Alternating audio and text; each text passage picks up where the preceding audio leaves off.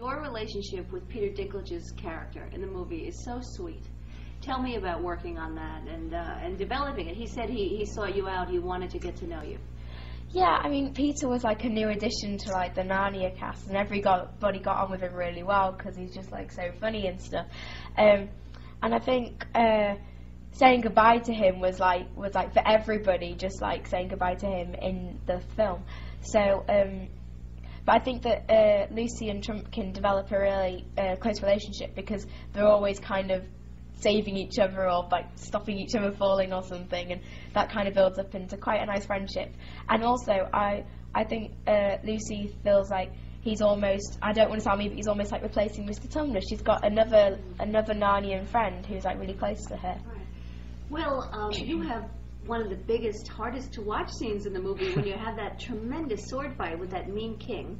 I was thinking, please don't hurt him, you know? I mean, how was it doing that scene for you? It was actually really, really fun, I have to say it, you know.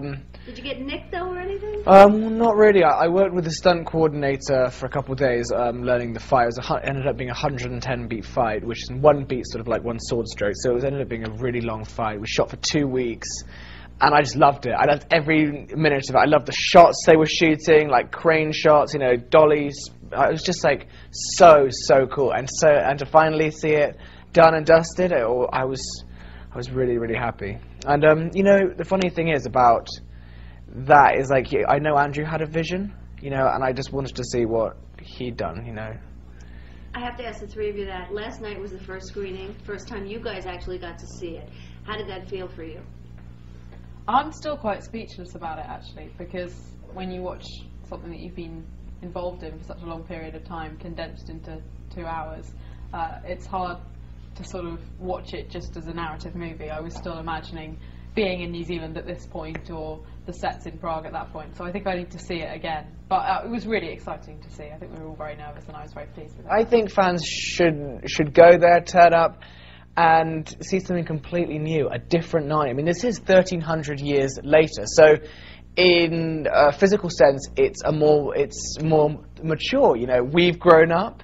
All the people from all the crew came back, and they had a starting block to start off with, and just to work on top of.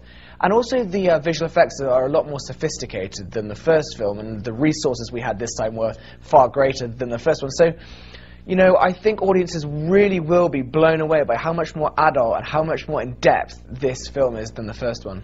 You're going to be the envy of many of the young women and women watching this film because you share a kiss with the prince. I do. Yes. Tell us.